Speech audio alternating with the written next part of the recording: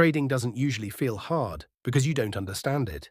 It feels hard because you're trying to force something that doesn't like being forced. Most traders don't struggle because they lack information.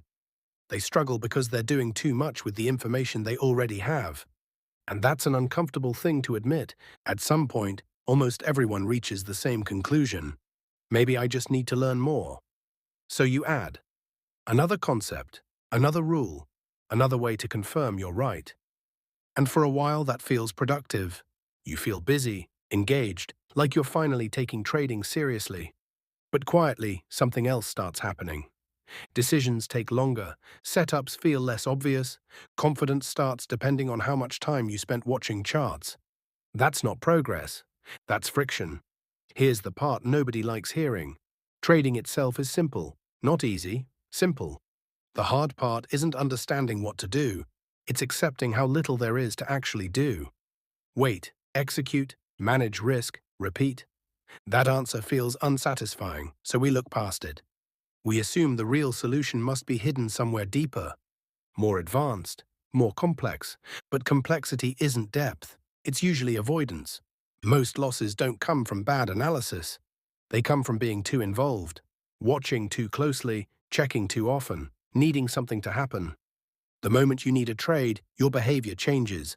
You don't notice it right away. But your patience shortens, your standards slip.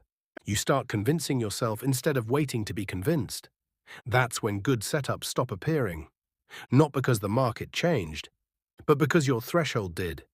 Here's something simple but important. The best trades don't need motivation. They don't need convincing. They don't need commentary. They're obvious because you're calm enough to see them. When you're hunting, everything looks like a setup. When you're steady, only real setups stand out. Most people think overtrading is about greed. It's not. It's about relief.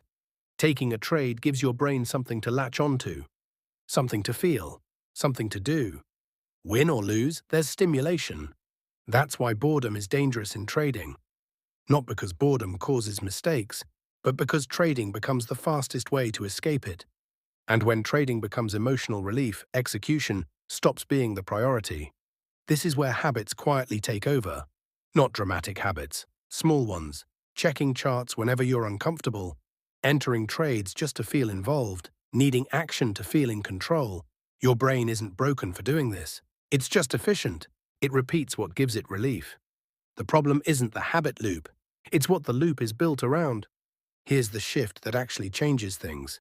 You stop measuring trading by how it feels, and start measuring it by how clean it was. Did you follow your rules? Did you wait when nothing was there? Did you accept the outcome without interfering? Those questions don't give dopamine.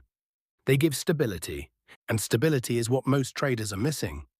Profit doesn't respond well to pressure. The more you chase it, the more your decision-making narrows. That's not mindset talk. That's biology. When you need an outcome, your emotional brain takes over, and emotional brains don't manage risk well. This is why trading gets easier when you stop needing today to work. You give your logic room to breathe.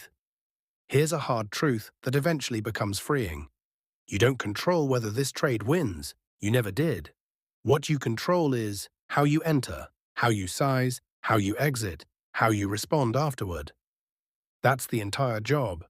Trying to control more than that is where frustration comes from. Most traders think they're chasing opportunity. They're actually chasing certainty, and certainty doesn't exist in markets.